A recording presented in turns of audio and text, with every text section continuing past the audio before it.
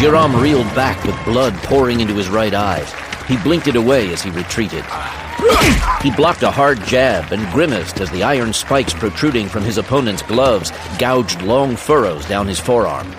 Up in the stands, workaday freemen of the Empire watched as their betters sat in shaded wooden boxes along the top of the tiny arena. A blow to the ribs knocked the air out of his lungs and left stinging gashes along his side.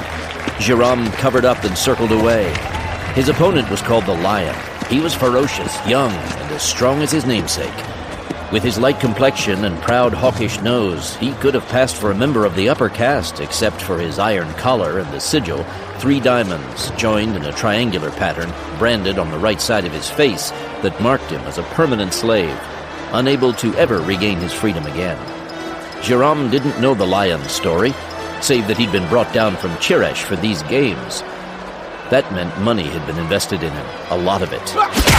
Jirom blocked a right hook that would have caved in his head, and more blood poured down his arms.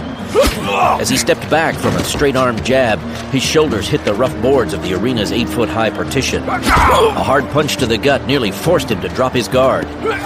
But he saw the follow-up to the head and slipped away.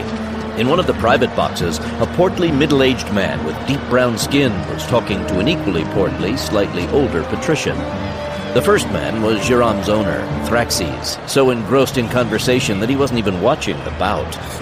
Jirom slapped away another punch and continued his slow retreat around the pit.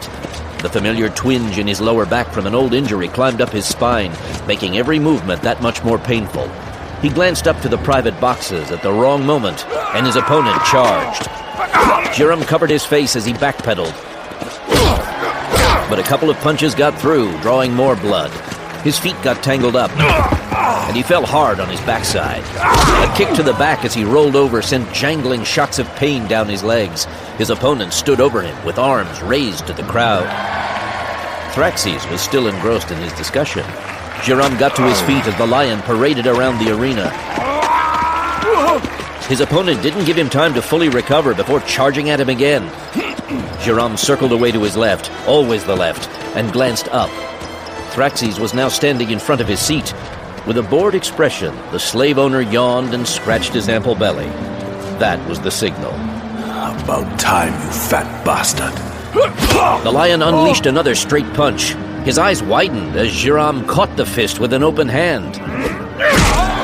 Air exploded from the Lion's mouth as Jirom drove his other fist into the younger man's ribs. A punch to the back of the ear dropped the Lion to his knees, and the next one laid him out flat, with blood trickling down his branded cheek.